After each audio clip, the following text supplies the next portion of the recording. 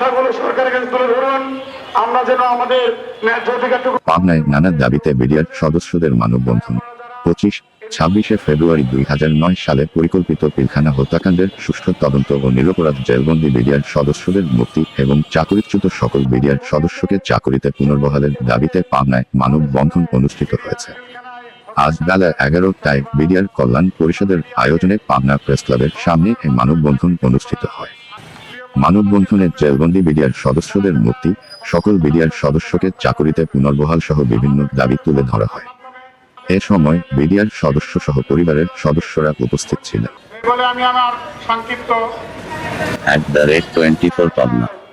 আমরা আজও রাস্তায় দাঁড়িয়ে আছি, আমাদের পরিকল্পিতভাবে পিলখানার ভিতরে সদস্যরা আমরা তাদেরকে সবসময় মাথার উপরে রাখি।